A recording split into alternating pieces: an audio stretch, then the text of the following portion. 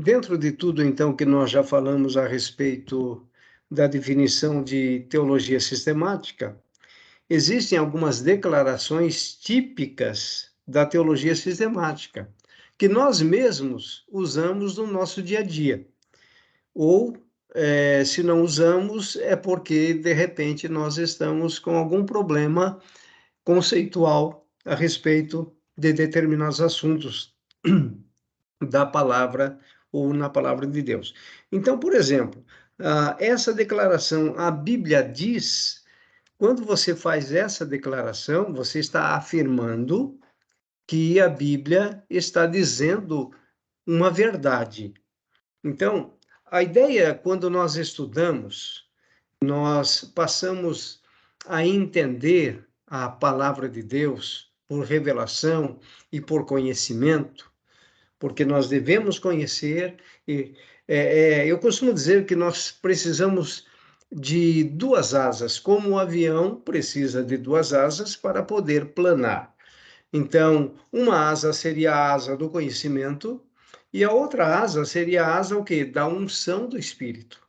Então, o Espírito Santo, ele nos ilumina para nós entendermos a revelação bíblica. Porém, o conhecimento compete a nós buscarmos. Então, vejam, quando a gente faz um estudo mais sistemático da palavra de Deus, nós estamos buscando o conhecimento, porque quando nós conhecemos e quando o Espírito Santo nos ilumina, então nós temos o conhecimento mais a unção, ou a técnica mais a unção, então nós vamos poder dizer, a Bíblia diz, e não, por exemplo, sobre este assunto eu acho isto, sobre este assunto eu penso isto. Então nós vamos deixar o eu acho, o eu penso, para substituir pela seguinte afirmativa: a Bíblia diz isto sobre esse assunto. Então veja aí, por exemplo, vejam aí no item 1, a Bíblia diz que todo aquele que crê em Jesus Cristo será salvo.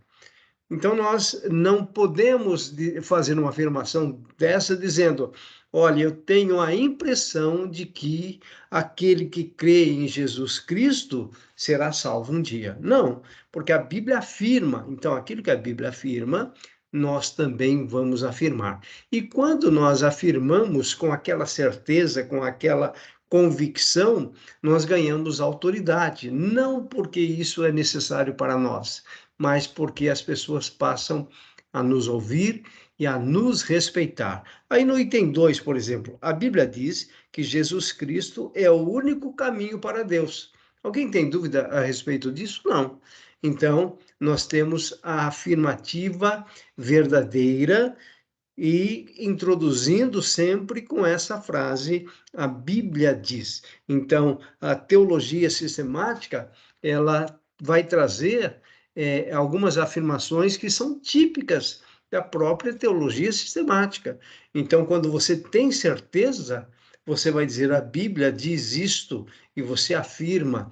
E se alguém perguntar, me dá base teológica, você sabe exatamente onde está a sua base teológica, porque você já estudou sistematicamente tal assunto.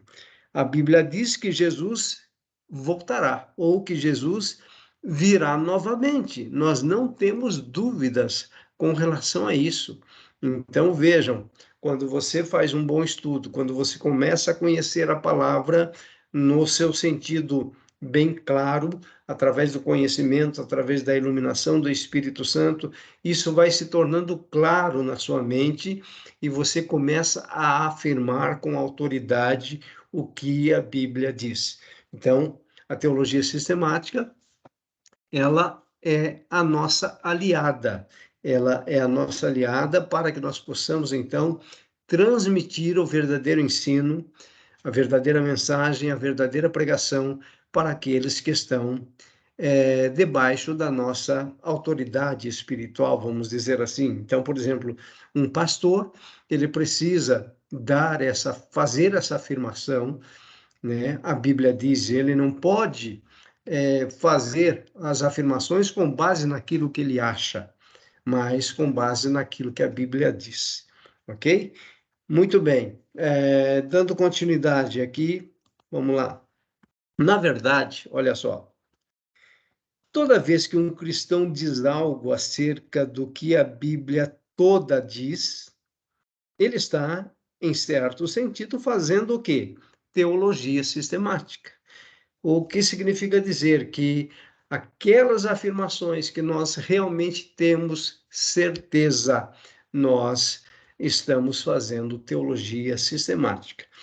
A teologia sistemática, ela acaba por nos conceder informações claras a respeito da palavra de Deus, e ela também mostra, a teologia sistemática, ela vai nos mostrar que determinados assuntos da Bíblia nós não podemos fazer uma afirmação clara.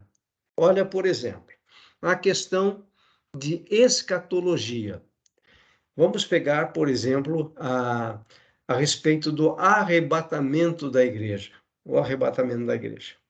Muito bem, alguns creem que a igreja vai ser arrebatada antes da grande tribulação. São os pré-tribulacionistas. Outros creem que a igreja vai ser arrebatada no meio da grande tribulação. São os midi-tribulacionistas. Outros creem que a igreja vai ser arrebatada depois da grande tribulação. São os pós-tribulacionistas. Muito bem. Agora, quem é que está com a razão? Na verdade, a escatologia, dentro do campo da escatologia, nós não podemos ser dogmáticos. O que significa isso? Nós não podemos fechar uma doutrina. Por quê? Porque isso está em aberto. Nós temos que entender que há há um assunto a ser discutido, tá bem? E nós não podemos fechar numa questão. É diferente, por exemplo, de nós dizermos isto aqui, a Bíblia diz que todo aquele que crê em Jesus, Cristo será salvo. Esta é uma afirmação bíblica, mas eu não posso afirmar, por exemplo, que o arrebatamento da igreja se dará antes da grande tribulação. Por que que eu não posso? Porque eu não tenho todas as evidências para isso. O que significa dizer que, se você é um pré-tribulacionista, você vai encontrar versículos que apoiam o arrebatamento antes da grande tribulação. Mas, se você é um pós-tribulacionista, você também vai encontrar versículos que apoiam o arrebatamento depois da grande tribulação. Então, alguém pode perguntar, como que nós fechamos essa questão, professor Celso? Nós não podemos fechar a questão nisso. Nós temos que ser humildes, porque em termos escatológicos, nós não temos toda a revelação clara. Então, um bom livro de teologia sistemática, ele vai analisar as três correntes e não apenas uma. Entenderam? Então, a teologia sistemática ela vai nos ensinar a sermos humildes também e a entendermos que determinados assuntos nós não podemos afirmar, a Bíblia diz, mas nós devemos dizer, nós precisamos de mais revelação, nós precisamos de mais iluminação do Espírito Santo, porque essa questão escatológica, ela vem permeando já há quase 2000 anos e nós não temos clareza com relação a essas questões. Eu estou falando de arrebatamento, tem as questões do milênio, enfim, nós não temos tempo, logicamente, para discutir tudo isso aqui, mas apenas para vocês terem uma ideia que a teologia sistemática ela vai nos dar uma noção clara da escatologia, por exemplo, nas diversas correntes escatológicas, e não fechar numa única. Muito bem, continuando aqui. A teologia sistemática, portanto, trata os tópicos bíblicos de modo cuidadosamente organizado. Olha só. A fim de garantir que todos os tópicos importantes recebam completa consideração. Então, a teologia sistemática ela tem essa função, não é? de tratar os tópicos bíblicos de modo cuidadosamente organizado. Por isso que a teologia sistemática, quando você começa a gostar e se aprofundar nesse conhecimento, você realmente vai tendo uma visão da palavra de Deus que você nunca teve. Então, ela vai tratar cuidadosamente e organizadamente, por isso sistemático. Tá? Essa ideia de sistemático você pode substituir por teologia organizada. Tá? Teologia sistemática, teologia organizada. Porque quanto mais organização você tiver, quanto mais sistematização você tiver, melhor será o, o feixe, aquele conjunto de tópicos que a Bíblia te oferece em termos de assuntos doutrinários, principalmente. Então, a ideia do cuidadosamente organizado para com a finalidade de garantir que todos os tópicos importantes recebam completa consideração. Então, isso é fundamental dentro da teologia sistemática. Na verdade, ó, observem aí, o adjetivo sistemática na teologia sistemática deve ser compreendido como algo semelhante a cuidadosamente organizada por tópicos. Então, todo livro de teologia sistemática, se você verificar, você vai observar que existem os tópicos muito bem organizados. Por quê? Para tratar, então, desse conjunto que é a palavra de Deus. Entendendo-se que os tópicos estudados se ajustam uns aos outros de um modo coerente e incluirão todos os principais temas doutrinários da Bíblia. Então, o meu objetivo com vocês é que vocês parem de temer a teologia e passem a valorizar a teologia, não a teologia por si só, não para a busca de um conhecimento sem uma função espiritual, mas um conhecimento que traga a você cada vez mais revelação do nosso Deus Todo-Poderoso, Criador dos céus e da terra, e das doutrinas bíblicas que estabelecem a nossa fé como cristãos, como verdadeiros cristãos. Então, essa é a ideia da teologia sistemática. Então, vejam que nós estamos definindo e esmiuçando essa ideia da sistematização dos ensinos para que possamos trazer e conhecer essas informações. E para finalizar esta aula, nós vamos falar, então, um pouco sobre o objeto de estudo da teologia sistemática. Já falamos, então, da questão da sistematização, da organização dos tópicos, e agora, então, nós vamos falar a respeito do objeto de estudo da teologia sistemática. Então, vejam aí o seguinte: a teologia sistemática, como eu disse, vai variar de autor para autor, mas a maioria deles vão organizar os assuntos, tá? Essa organização aí é uma organização mais pessoal que eu gosto de fazer, tá? Se você pegar a própria teologia sistemática do Gruden, ele não trata dessa forma que eu estou colocando aqui. Na teologia do Gruden, ele trata de 7 doutrinas, de 7 tópicos. Eu estou colocando aqui 9 tópicos, tá? Significa que a minha sistematização é melhor que a dele? Não, de forma alguma. Eu jamais me compararia como um homem como o Wayne Gruden, logicamente. Mas eu faço dessa forma porque fica mais fácil para minha memorização, ok? Então, os tópicos geralmente são esses. Bibliologia. O que é a bibliologia? É a doutrina que estuda a palavra de Deus. Então, a doutrina da palavra de Deus. Bibliologia é exatamente isso. Então, dentro de bibliologia, por exemplo, todo toda a teologia sistemática, todo livro de teologia sistemática, vai trazer, por exemplo, a formação do cânon, né? Como eu comecei lá na primeira parte, o cânon, na verdade, é o conjunto de escrituras inspiradas por Deus. Então, por que que nós encontramos de Gênesis a Apocalipse? Porque a igreja acabou reconhecendo o cânon do Antigo Testamento, que são aqueles livros que nós encontramos no Antigo Testamento, de Gênesis a Apocalipse, e nós encontramos então também o cânon do Novo Testamento, que vai dos Evangelhos até Apocalipse. Então, o que que nós temos? Nós temos esses livros que possuem autoridade divina, possuem inspiração divina. A Igreja Católica acrescentou mais 7 livros no cânon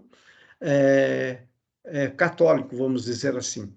Então, você vai encontrar, por exemplo, na Bíblia Católica, né, se você tem uma Bíblia Católica, não joga fora, não, tá? As Bíblias católicas, principalmente a Bíblia Jerusalém, é uma excelente Bíblia. Só que os católicos romanos introduziram mais 7 livros, como, por exemplo, tem o livro de Tobias, tem o livro de Eclesiástico, não confunda com Eclesiastes, tem Primeira e Segunda Macabeus. Por exemplo, Primeira e Segunda Macabeus são livros históricos importantíssimos. Sabe aquele período interbíblico que vai de Malaquias até o Novo Testamento? É um período chamado de interbíblico. Então, costuma-se dizer que nesse período Deus não falou para o seu povo.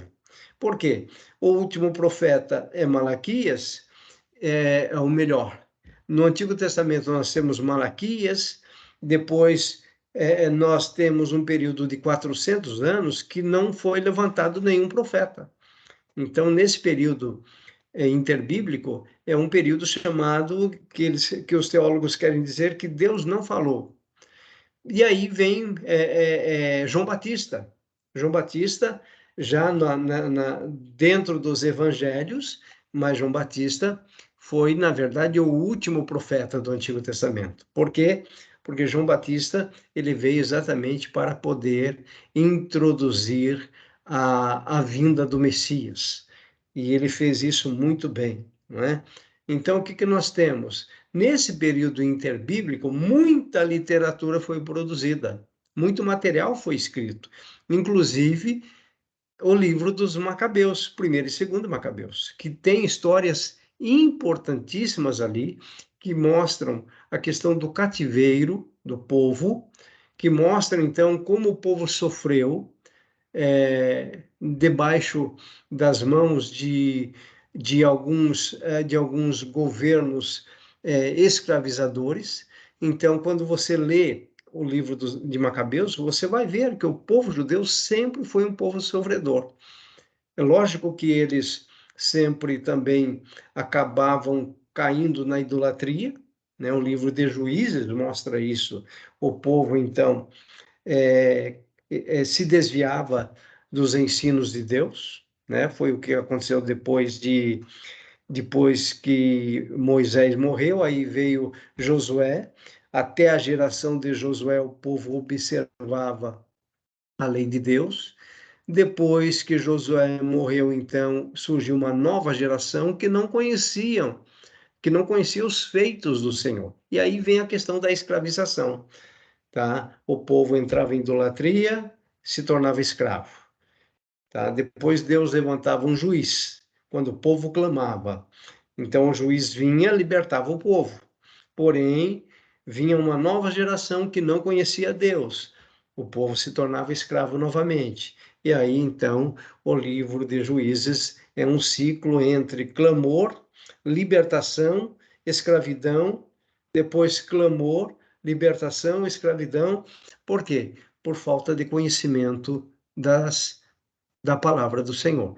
Então, dentro de bibliologia, nós vamos estudar essa questão da formação do cânon.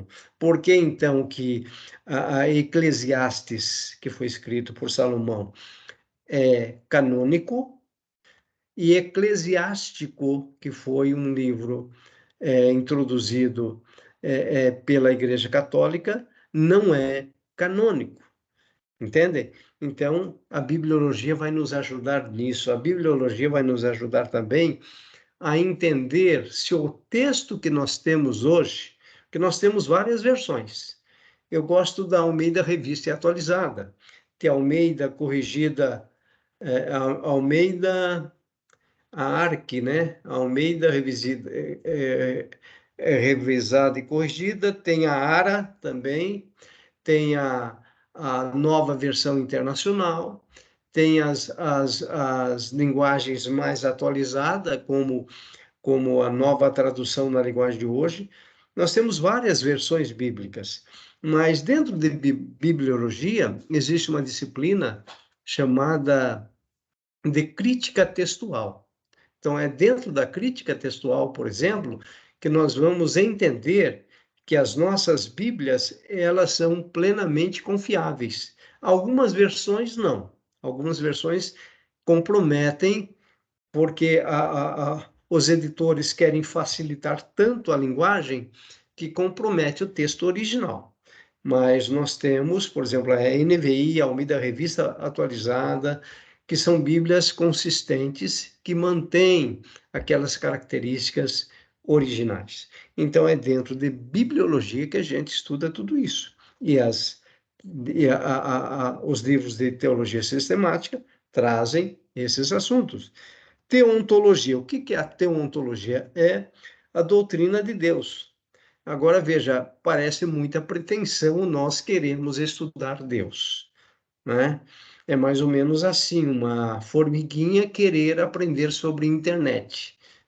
Seria talvez essa comparação ou algo mais forte do que isso. Por quê? Porque Deus, na verdade, ele é incompreensível. O que nós temos de Deus é a revelação que ele mesmo oferece a nós. Então, por exemplo, dentro de teontologia, nós vamos aprender a respeito da revelação geral. O que é a revelação geral? Veja, é Deus se revelando através da natureza. Então, todos os homens receberam revelação geral. É impossível você olhar, por exemplo, para uma planta, para uma borboleta, para uma ave, para o próprio ser humano e não enxergar o ato criativo de Deus. É impossível isso. Ah, através da teontologia, nós vamos estudar, por exemplo, sobre os atributos de Deus. Existem atributos que Deus compartilha conosco. Por exemplo, o amor é um atributo divino que ele compartilha conosco para que nós também possamos amar. A justiça é um atributo divino, mas ele compartilha conosco para que nós possamos agir dentro da justiça também. Porém, existem pelo menos 3 atributos divinos que ele não compartilha com o ser humano e nem com nenhum outro ser, nem com os seres angelicais, que são os atributos incomunicáveis de Deus, como a onisciência, ou seja, o conhecimento de todas as coisas pertencem somente a ele, a onipotência, o poder total é dele. O homem não tem todo o poder, nem os seres angelicais ou seres demoníacos, e a onipresença, que também é um atributo que pertence somente a Deus. Então, veja, o conhecimento da doutrina de Deus é fundamental, porque nós vamos ter noções de quem é Deus. Logicamente que nós nunca, aqui nesta terra, conheceremos Deus na sua totalidade. É impossível. Vamos conhecê-lo na eternidade, com certeza. Ok? Cristologia, uma doutrina fundamental a respeito, por exemplo, da dupla natureza de Cristo. Ou seja, Jesus é 100% homem e é 100% Deus. Lá, durante a história da igreja, nos primeiros séculos, tinham alguns pensamentos de que Jesus era 50% homem e 50% Deus, daí completava o 100%. Mas não, a gente vai ver, né, se um dia vocês tiverem a oportunidade de estudar conosco, que Jesus, ele é 100% homem, 100% Deus. A pneumatologia, a doutrina do Espírito Santo, ou seja, o Espírito Santo como consolador, como conselheiro, o ministério do Espírito Santo no Antigo e no Novo Testamento. Então, quem vai trazer essa revelação é através de um estudo sistemático. Então, por exemplo, a questão do batismo com o Espírito Santo. Então, os autores vão trabalhar isso. Agora, um detalhe aqui. Existem autores, existem teologias sistemáticas que elas são numa linha mais pentecostal. Então, se o autor tem uma linha mais pentecostal, ele vai defender com unhas e dentes aquilo que ele acredita, que o batismo com o Espírito Santo, ele ocorre com a evidência do falar em línguas. Se o autor ele é mais reformado, mais tradicional, ele já vai enfocar de uma outra forma o batismo com o Espírito Santo ou a plenitude com o Espírito Santo. Então, até mesmo entre as teologias sistemáticas, há diferenciações. Mas entendam isso como sendo algo positivo e não negativo, porque demonstra que ninguém é perfeito. Então, os pensamentos doutrinários em relação a alguns assuntos, eles vão variar, mas a mola mestre do Evangelho a respeito da obra de Jesus na cruz do Calvário, você vai ver que a linha é a mesma em todas as teologias sistemáticas. Angelologia, que é a doutrina dos anjos e demônios. A Bíblia não fala sobre a criação de anjos, por exemplo, né? A queda dos demônios, a queda de Satanás. O que a Bíblia fala em Isaías capítulo 14, Ezequiel capítulo 28, mas quando você vai a fundo mesmo, você vai ver que não dá para nós tomarmos como base Isaías 14 para dizer que ali ocorreu a queda de Satanás. Outra questão, a palavra Lúcifer, ela foi criada, ela não está presente na Bíblia, tá bom? Pesquisa sobre isso. Muito bem. Hamartiologia, que é a doutrina do pecado. Aí vai falar da queda, como que o pecado teve origem. Vocês, se estudarem isso, você vai perceber que o pecado, ele tem origem em Satanás. Na verdade, um anjo, né? Um anjo maravilhoso, ele se rebela contra Deus, e aí houve a queda, e aí, Gênesis 3, nós já temos, então, aquela serpente sendo tomada pelo diabo para conduzir o homem ao pecado, ok? Isso é hamartiologia. Então, nós temos que entender a doutrina do pecado para entendermos a soteriologia, que é a doutrina da salvação. Ou seja, eu preciso reconhecer que sou pecador, que por mim mesmo eu não tenho autoridade, eu não consigo cumprir a lei de Deus, por isso que eu necessito de um Salvador. Porque eu sou pecador por natureza. A partir do momento que Adão pecou, todos os descendentes de Adão se tornaram pecadores. Logo, nós, como descendentes de Adão, somos pecadores. E isso é suficiente para nos condenar ao lago de fogo e enxofre.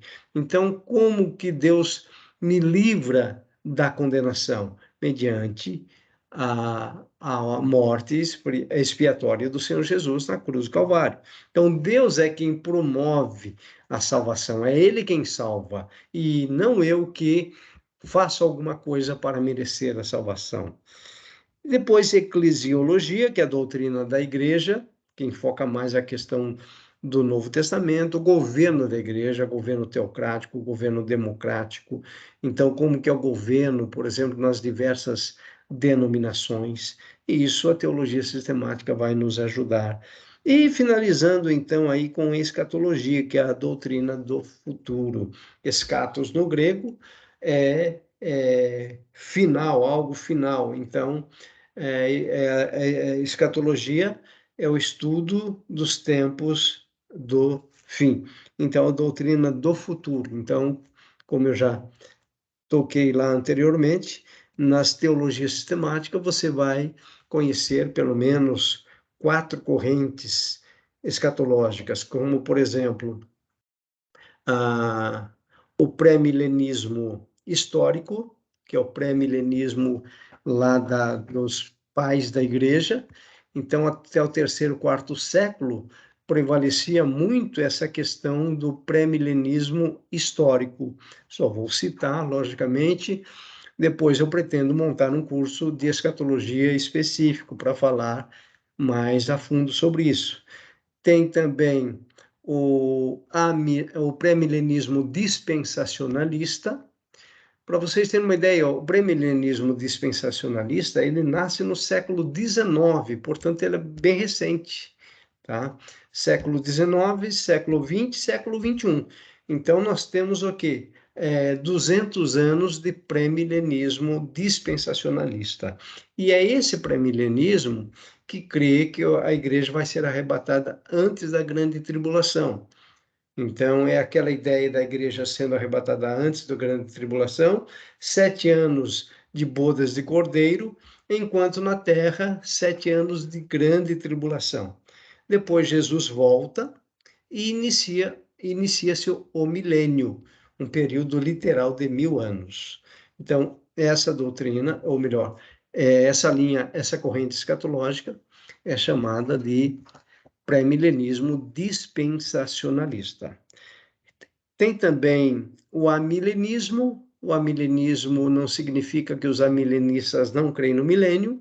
Os amilenistas creem que o milênio começou com a primeira vinda de Jesus, quando ele amarrou o valente, tá? Então, dentro da visão amilenista, Satanás está parcialmente amarrado. Muito bem. E o milênio acabaria, então, com a segunda vinda de Jesus. Então, o amilenista, ele não crê em 1000 anos literais, mas ele crê nesse milênio como sendo um período de tempo, da primeira à segunda vinda de Jesus. E depois da segunda vinda, então, viria o juízo final, não haveria o milênio literal, logicamente, nessa corrente, viria então o juízo final, os ímpios seriam condenados ao lago de fogo e enxofre, e os salvos iriam então para novo céu e nova terra, conforme Apocalipse capítulo 21.